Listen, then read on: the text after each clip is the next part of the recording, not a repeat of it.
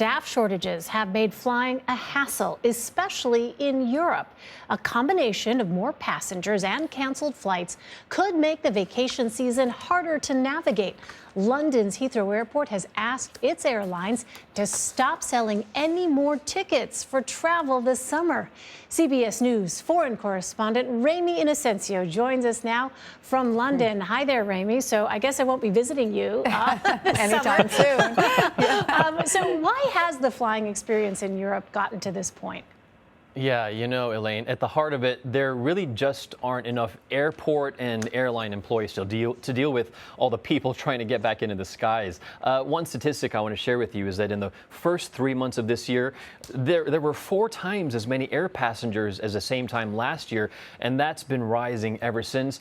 And we can at least blame COVID, at least for the start here. When the pandemic hit, the aviation industry laid off thousands, tens of thousands of workers to try to stay solvent, right? But then fast forward to 2 years later to now, COVID, relatively less of a concern, more people are vaccinated, and we're all trying to get that old sense of a pre-COVID normalcy. I've been sort of jokingly, calling this the summer of COVID revenge travel. And despite high ticket prices, people are still buying them. It's almost as if they're desperate to get out of here. Yeah.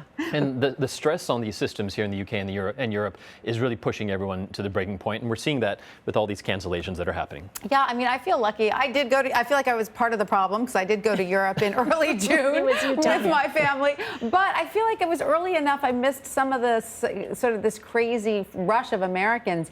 If people are planning to travel to Europe still right now, Ramy, what should they be avoiding? Where are good places to go? Where are the bottlenecks so people can avoid them? Sure. Well, in terms of the bottlenecks, if you're flying, you can't get away from the airports, obviously. Those are the bottlenecks. We spoke to British aviation expert Simon Calder, and he really broke it down quite easily for me. He said getting an airplane into the air, requires 20 different skilled people, and half of those, he said, are doing something else other than the job that they were doing. And that includes those security screeners, bag handlers, plane refuelers, flight attendants, and the pilots themselves. And really, it's not just a matter of hiring the folks back who were laid off. It's not like saying, hey, come on back. It's also about training new people up and then getting security clearances for them.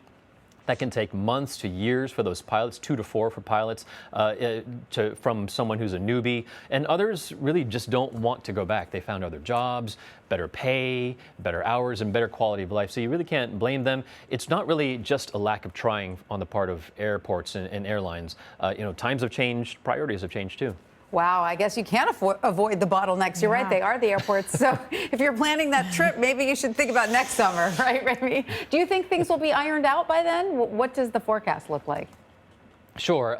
Looking ahead, it seems like things are going to be pretty the same, I would say, or even a little bit worse through October or November. That's according to the experts there. I mean, even looking ahead to next week, we're already hearing of planned strikes that are on the board. But looking ahead to August, British Airways is going to be cutting even 10,000 more flights. That's on top of the 20,000 that they've already announced. So it's going to get worse before it gets better. All right. Well, Ramy Inocencio, thank you so much for joining us. I'm glad I already got my trip in. Thanks so much.